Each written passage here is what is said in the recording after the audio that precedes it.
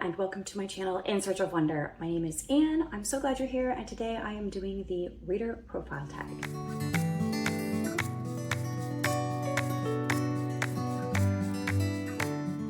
So here I am with my fresh cup of coffee in my Obstinate Headstrong Girl mug, which you can get at my little store.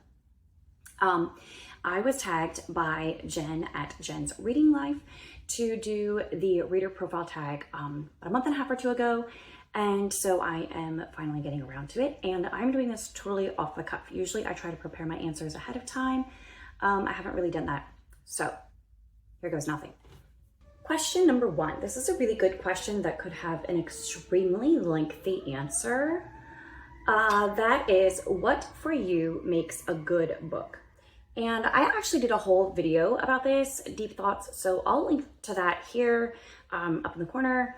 But in short, I will just say a really good book for me is one that not only has a good plot and that keeps me reading because I want to know what's happening, but it also has really good characters that I am enjoying reading about. They don't have to be like perfectly well-behaved characters. In fact, I prefer for them to be very human and realistically drawn characters. So they don't have to be perfect, but interesting and realistic. And I like for the book to be exploring something thematically as well, but not in a pedantic, preachy way, but just through the course of the storytelling of the story. So that's, in a short, sum up what makes a really good book for me. But I'll link to that video if you are curious about my much lengthier thoughts on the subject. What am I currently reading? Well, it might be easier to answer the question, what am I not currently reading? Because I feel like I'm reading all the things at the moment. I have two books that have been in progress for a long time. One of them I started earlier this year, and that is And the Dead Shall Rise, which is a nonfiction book. And it's very lengthy and it goes into great detail. It's very heavily researched. So it's not something that I can just sit and read through in a sitting kind of thing.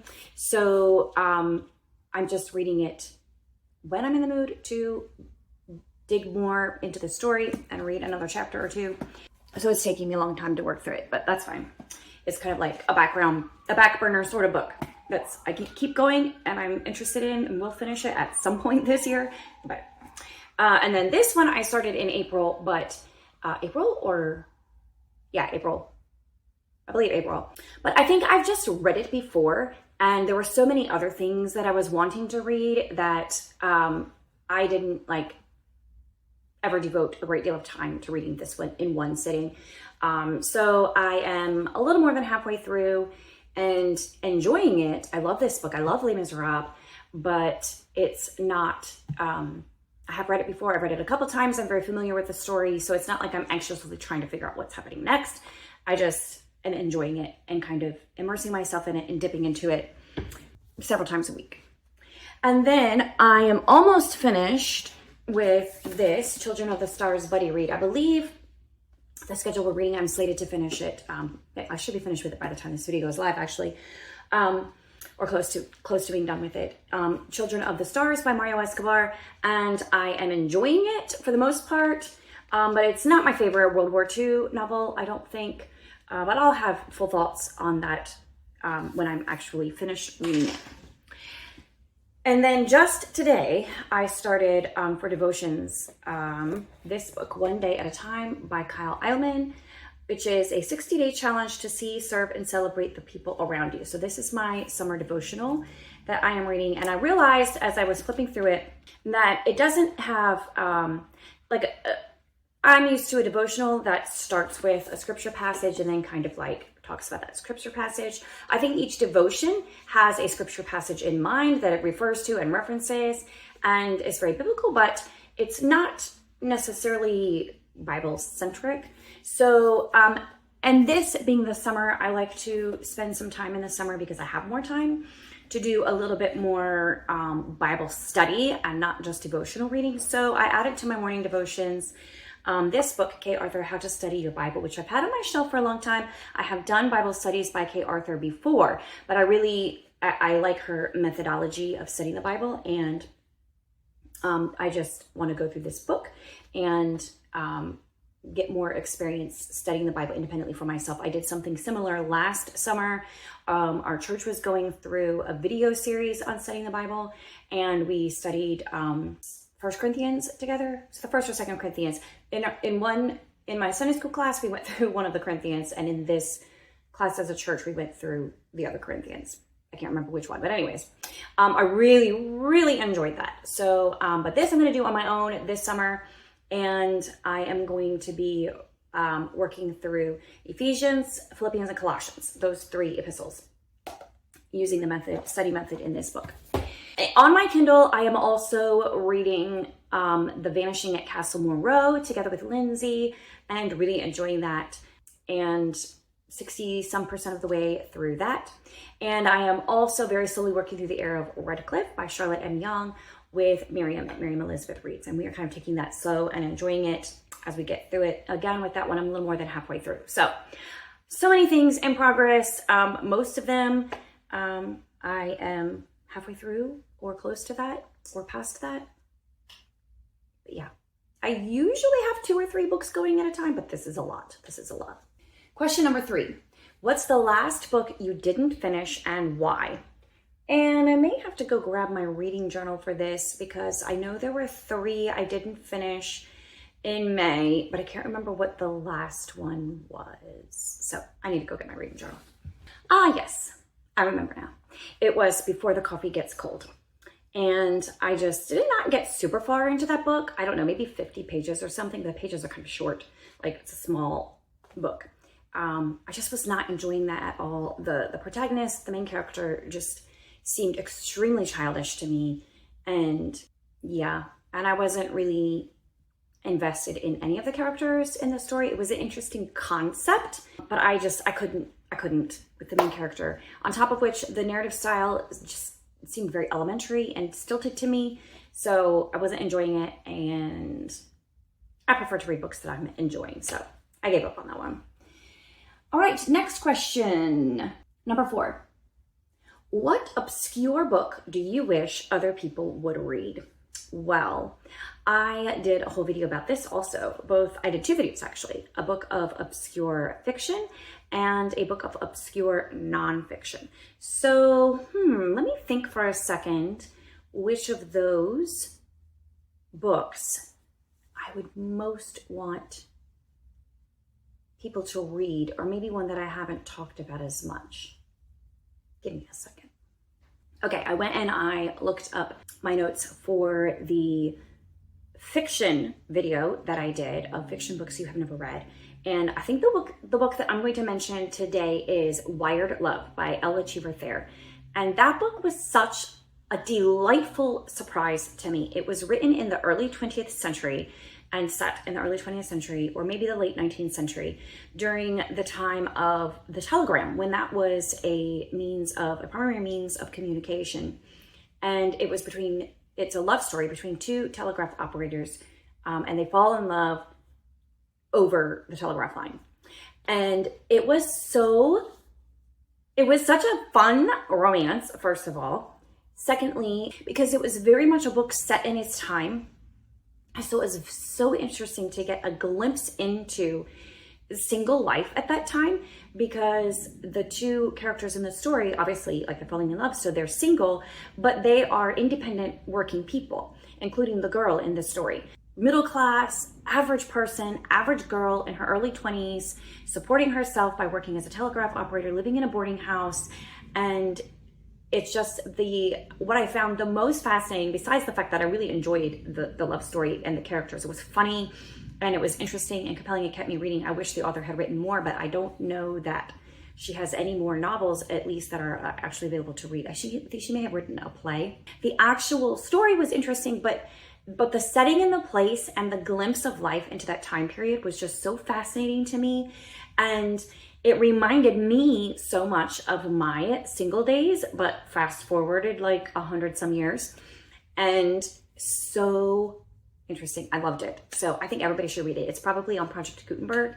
I think I got like a cheaper free copy on Kindle. So anyways, definitely should read it. Wired Love by Ella Cheever Thayer.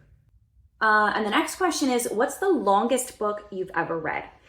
And I have read a few really long books, but the one that comes to mind is one I already mentioned, which is Les Miserables by Victor Hugo. This particular edition is 1,247 pages. So that's a lot. I don't think I've read anything longer than that, at least not by much. I mean, I've read a few long books, but that would be right there with that. These questions I can never answer. If you could have a dinner party with 5 fictional characters, who would they be? First of all, introvert.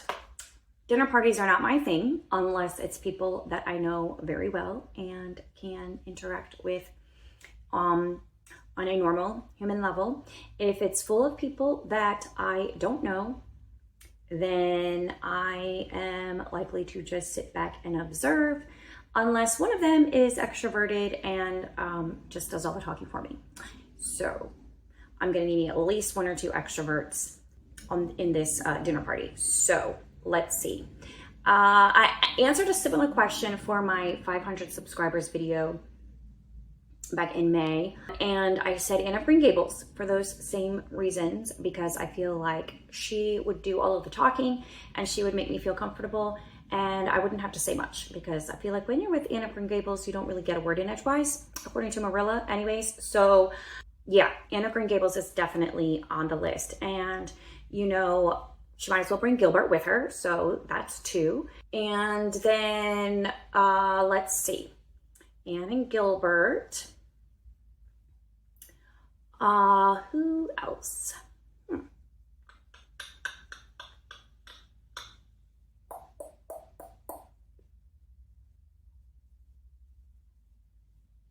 You know, I'm just gonna go with a stock answer here that's not gonna shock anybody, and it's not very imaginative, but I'm gonna go with Lizzie and Mr. Darcy.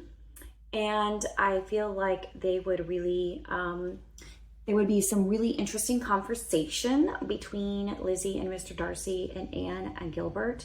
They come from very different walks of life. And I feel like Anne and Lizzie could carry the conversation, and Gilbert and Mr. Darcy and I can just, you know, like listen to them talk. But 5, a 5th person. Well, that would be my husband, but he's not a fictional character. But then I feel like that's 6 couples, and if you added 1 more person, they would be like totally the 5th wheel. So I'm not going to do that to anybody, so we'll leave it at that. That's our fictional dinner party. It would be very, very interesting. Very.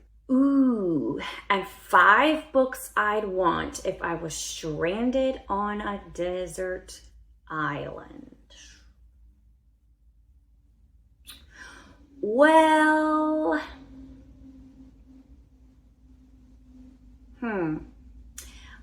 let's see. I want to have my Bible. Okay, that's easy. I would want a comfort read, a book that I have read before more than once, but would enjoy reading again. And that would be Pride and Prejudice, so that's 2. But I would also want a book that I've read before, that I know I loved, but I haven't read in a while, so I would enjoy rereading it. And that would be, I think, The Secret Garden would fit in that category. That's a good one. And I would want a really long book that would take up some time, because I'm stranded on a desert island, and so I have a lot of time. So that would be War and Peace, and I've never read it, so maybe being stranded on a desert island would actually make me read it. So we'll go with War and Peace. And a 5th book. These are probably supposed to be like, you know, your personal life favorite books. So I'm kind of not maybe answering this absolutely correctly, but I'm thinking strategically here for desert island purposes. So I think like maybe another book by a favorite author that I haven't read yet. So maybe something by Georgette Hare or Mimi Matthews, or What are some other authors that I like, but I've not read everything by them? I don't know, like Dickens, something by Dickens. I wouldn't mind having there. And there's quite a few of his that I haven't read yet. Again, bonus points for being lengthy books. It would take some time to read. So yeah, let's go with that. Any of those options would work for me. And question number 8. One book you could not put down. You know, it has been a while since I've had a book that I couldn't put down that just like kept me reading. Because I don't know, I just feel like I'm at a busy stage of life where there's too much to do and I don't have time to just like be sucked in a book. And also I can't afford to stay up too late reading because then I'm super exhausted the next day. I can't do all the set things that I need to do. So I don't really, it's been a while. But one, and this, I read this a year or two ago that I can safely say was unputdownable, and that was Safely Home by Randy Alcorn. Now, maybe initially in the very beginning, it took a little bit to get into it, but once I was into it, I definitely, could not put this one down. Very compelling and made me cry multiple times, like ugly cry. So we'll go with that one. There have been others probably since then, but it's been a while since I've had a memorable, like unputdownable, suck me in, make me want to read the story sort of book. The next question is kind of a surprising one. 5 books or authors you will never read. And that's, I mean, it's hard to say never, right? Like, that's very strong, especially, if I've never read it, how will I know that I won't like it and that I would hate it? Well, one I can say with certainty is Shades of Grey. I have no interest in reading that one. But other than that,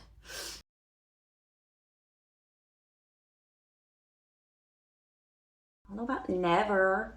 I mean, like the Twilight series also doesn't interest me at all. Vampire and werewolf stories, I'm not at all interested in. So I would read like classic vampire stories because it's classic, but like contemporary ones, that's not really my cup of tea. So definitely the Twilight series, I've never had an interest in picking up. That's 2. I don't know. That's kind of all I've got. Like, theoretically, I'm willing to give any author a try. I mean, there are plenty of authors that I just like skim over and pass by, and like a lot of contemporary, popular, current authors, I'm like, not super interested, but it doesn't mean I will never read their books or I have something against their books. Authors who write strictly like smut type romance novels, I'm not interested in this. So anything like along the lines of Shades of Grey or, that sort of ilk, like, that kind of thing, I'm not into that. So I wouldn't read that.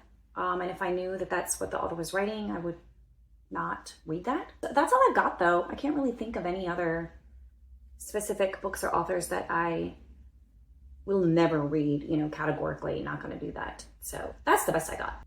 So the last question is, if you were to write a book, what would it be about? Well, so back in the day, like a long time ago, when my children were very small, I was a blogger, and the name of my blog was Quick and Easy, Cheap and Healthy. And it just started out with ways to eat healthfully on a limited budget and, without taking a lot of time. Yeah, like shortcuts in the kitchen to healthy food options or whatever, that sort of thing. Very practical. And then it kind of morphed into more, not just food, but like a lifestyle, like a healthy lifestyle, but one that was balanced with cost and time saving ideas. And so then I called it Authentic Simplicity. And then once again, after a while, I rebranded again and was focusing more on, then I was really entering my my reading era, which I always have been a reader. But when my kids were small, there was a period of time when I did not read as much. But then when I got back into reading, then I started incorporating more of that and more like cerebral kind of spiritual thoughts into my blog. So then I started one that was more along those lines, like tackling more thoughtful things, not necessarily like spiritual Christian life sort of things, but there was part of that in it. I forget the name of that one. I didn't have that one as long because then I went back to work shortly after I started that. So anyway, so in the course of those blogs, particularly that middle phase of the Authentic Simplicity one, I did actually write I self-published a couple books. And one was about buying healthy, nourishing foods on a budget. And one was about decluttering and organizing your house. And it was like a 30-day, it was based on a series that I did on my blog, of 30 days or 28 days. I think it was February. I did it over the month of February one year. It was 28 days of decluttering. Published it, you know, as a book. So they were just like very, I don't know. Anyways, I can link them if you want to look at them. But honestly, I know for sure the grocery one, even though like a friend of mine edited it and like she did editing on the side. So it wasn't just like, you know, hey friend, can you edit this? She actually was like, did that on the side, and she had her degree was in some English or something. And my husband did the design and he did a fantastic job. There's still like formatting errors and editing errors that somehow got through that, even though we were very careful about it. And also I think by this point, the information is very outdated because of inflation and different grocery stores and all that. I mean, there's some stuff in there that's still helpful, but it's not worth it anymore. I probably should just like pull it. I don't think anybody even ever finds it. It's like buried in the mountains of self-published books that are on Amazon anymore. And then the decluttering one I think is still on there. I think that one was a little simpler and the format was a little simpler and there's less error in that one. And it's more timeless because of the process, but I can't guarantee anything. So yeah, that's totally the sort of book that I would write. Not necessarily a novel or a story about anything, because that's definitely not my skill set. But I do enjoy writing, but it tends to be either more instructional writing or like essays, sorts of things, like I did on my blog. So that's more my line of writing. So it'll be something more like that, not a novel or a story. So there you have it. That is my tag. Now the question is, who shall I tag?